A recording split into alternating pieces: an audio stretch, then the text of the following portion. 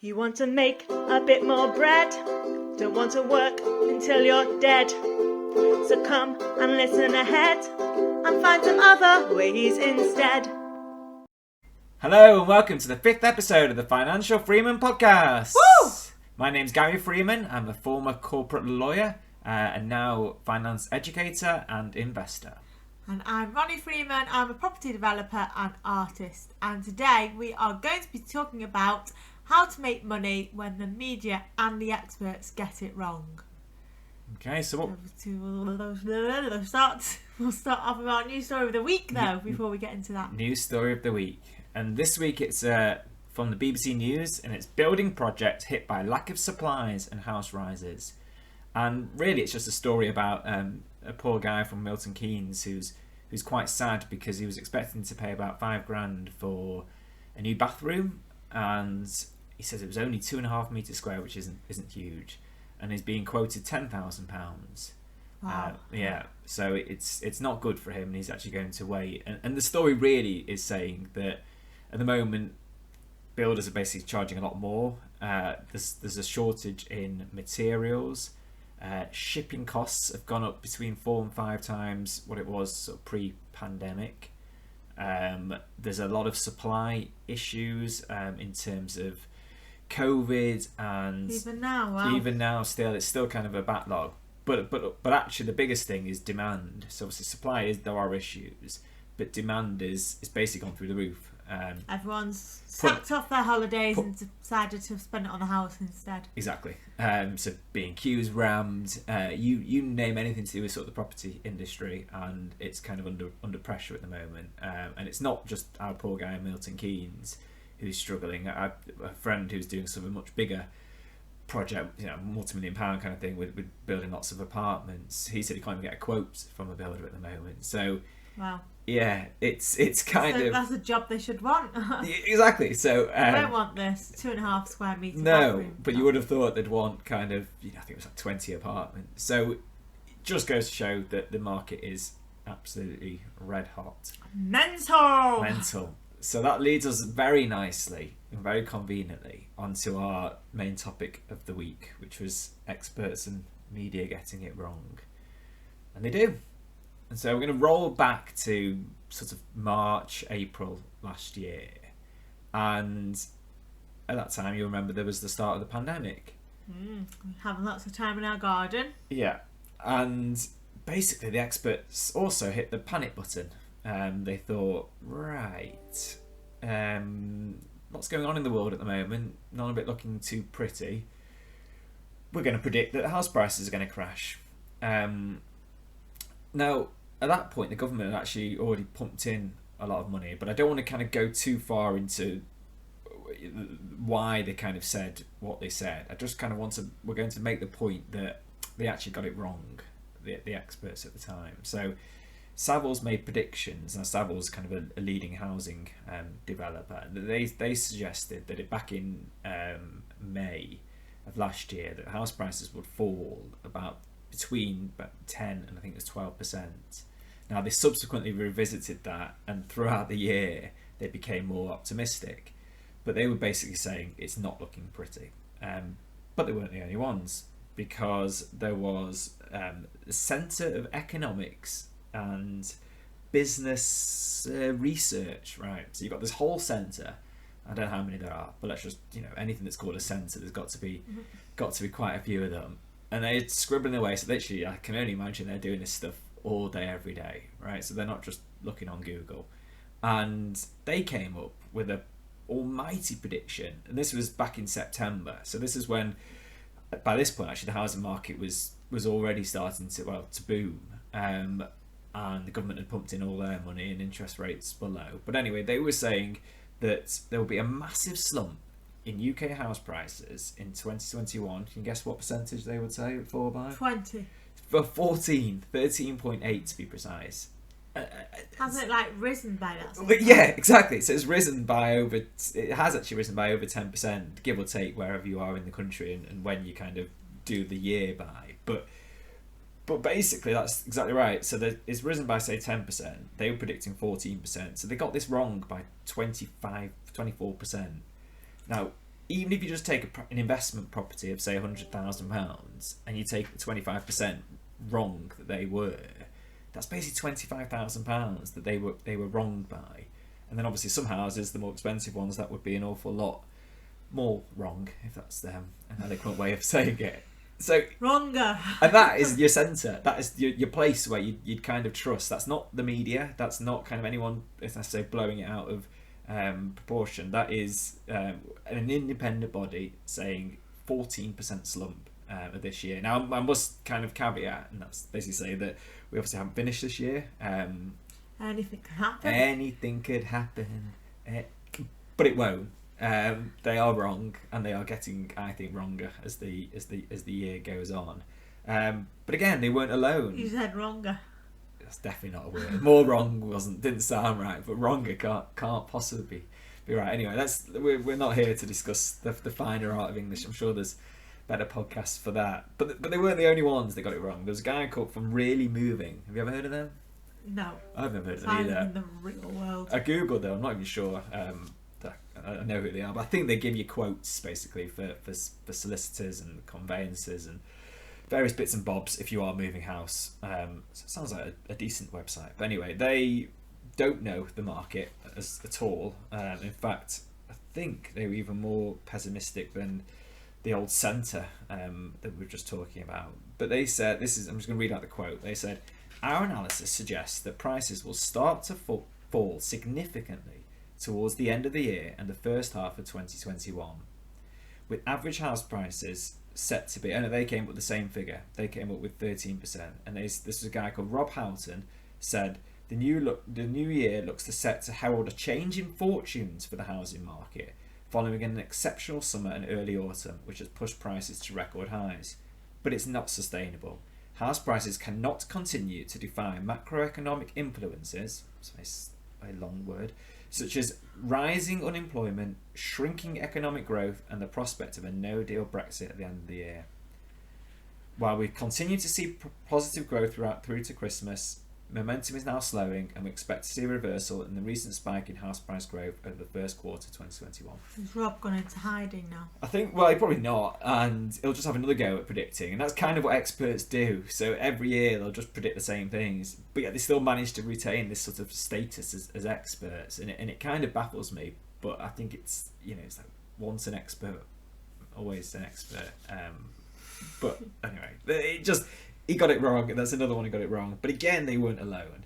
And I'm not going to keep going with this, but there was property trainers. So there's big kind of property gurus, that's the great word. And they were basically saying, I think they released a book that was how to make cash in a property crash. They'd released it back in 2009, I think, or around that. So they got it right then. But this time around, they were obviously convinced as well that things were crashing. And obviously it's the opposite. It's how to make cash when the market is booming, which I can tell you is an awful lot harder. So that's another one. But again, there were others in the industry doing the same thing. The banks, so the people who are giving you the mortgage products, the lenders, they poured a lot of their products. Now, I think some of that was just because they were all working from home and it was all a bit too busy.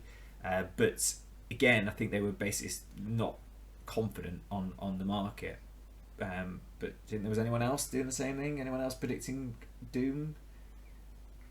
Yes. Did anyone actually get it right? Well, hang on. There's others that got it wrong first right. before we get on to the people that got it right. So there was the actual surveyors. So the people who come around and value your house, they were basically coming around and saying, whatever we think the value is, we're just going to knock off 10%.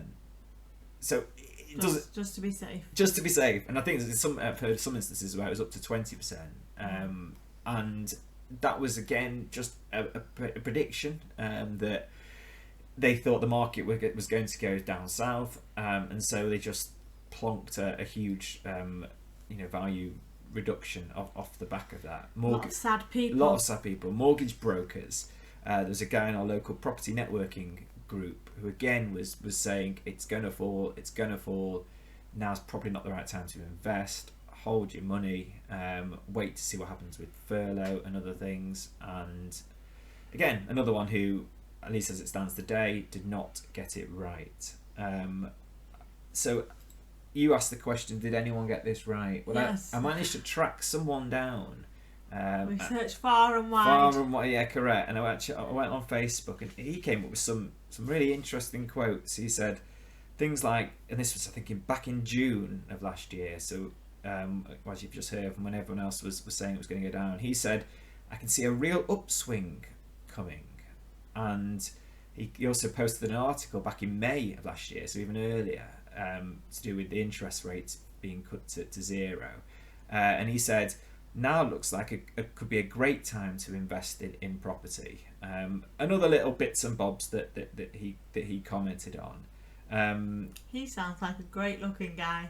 Great looking. We'd only talked about what he was saying, but yeah, you've given away the big surprise for all our viewers. That was me. Yay!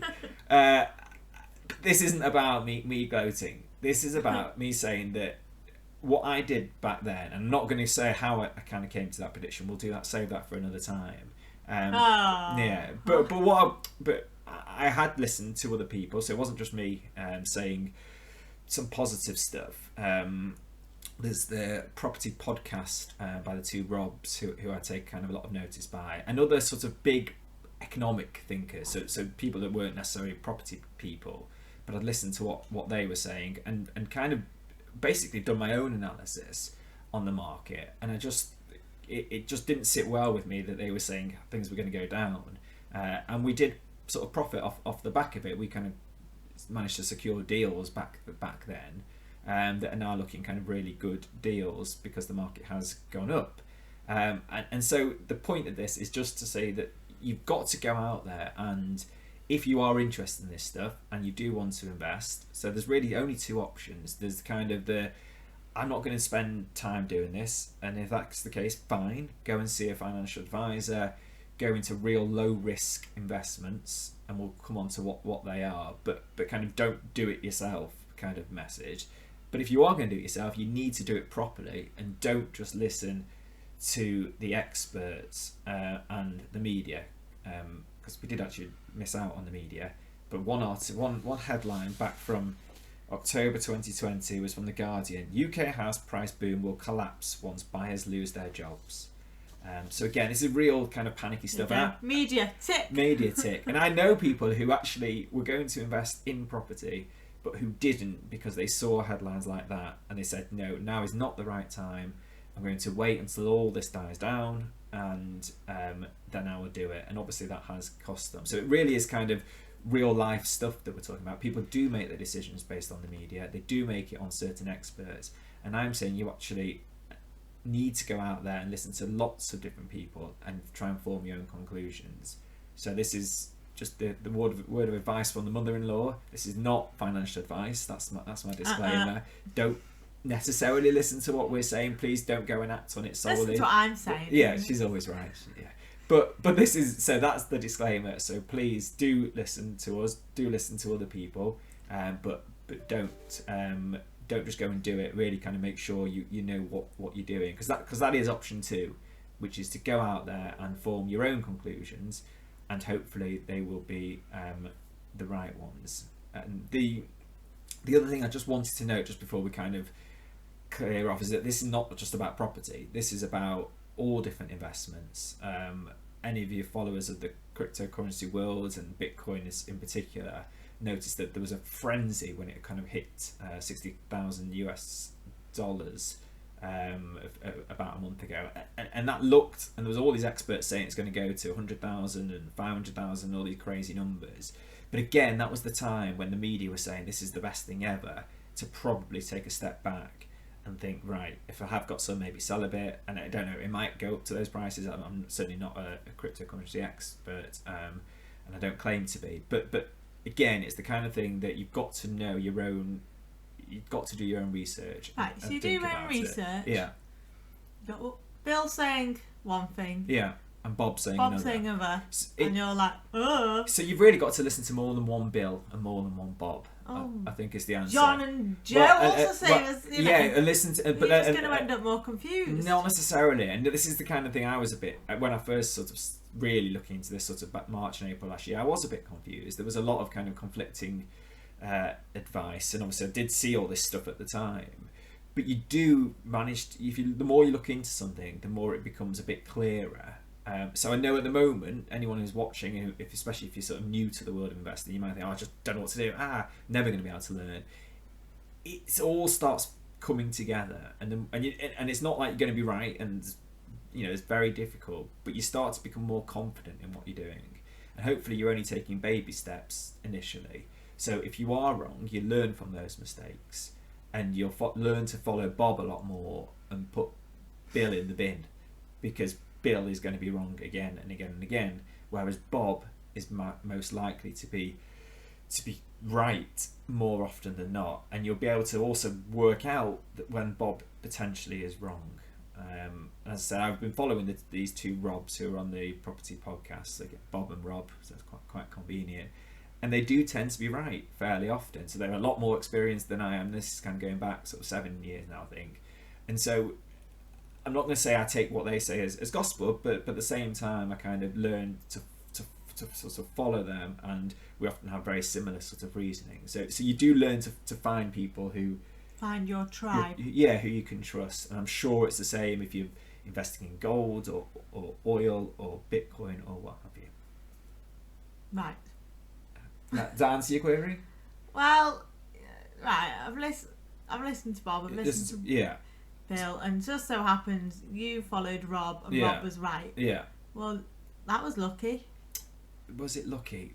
He's yes and no. Kind of I'm sure Rob Houghton, the chief executive of Rally Moving, he's got some educated contacts. He might do, but I guess I looked into the real details behind it all, which without kind of spoiling future episodes, which was sort of the government printing a lot of money and keeping interest rates at real low, meaning that eventually the banks would want to lend, and this is always getting too complicated. But I'd looked at the actual rationale behind it all, so I wasn't just kind of thinking, right, I'm going to pick Rob out the hat. Rob got it right last year, let's follow Rob. It was, what's his rationale? Look at that side of the argument. Look at what Bill's saying, which is panic, people are going to lose their jobs. And I just thought, right, which one's more likely to make sense, and which one can I see is playing out in the longer term, and looking what's happened in history. And it all sounds really complex, but it's not that tricky. And as long as you don't go, so you got to do a lot of digging. You got to do a lot of digging, but as long as you don't go kind of all in, and you just kind of start baby steps. If you are interested, and this is the point, that if you are interested, start. Instead of spending 10 hours deciding what Hoover to buy next, spend those 10 hours or 9.5 hours researching financial stuff, and the other half an hour go and look to see whether you want a Henry or a Dyson.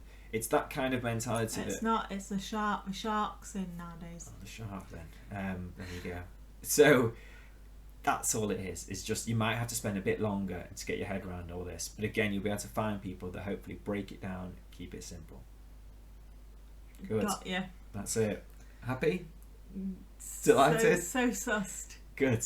I think we'll leave it at that. Do you want to tell all our beautiful viewers how they can follow us? Yeah, you can follow us on any social media network, on Financial Freeman. Please give us a like and subscribe if you're listening on YouTube. If you're listening on Spotify, give us a following, maybe. Follow. Give us a something. Give us something. Just whatever. It's thanks. That's it. See you Goodbye. next week. Thank you very much. Bye bye.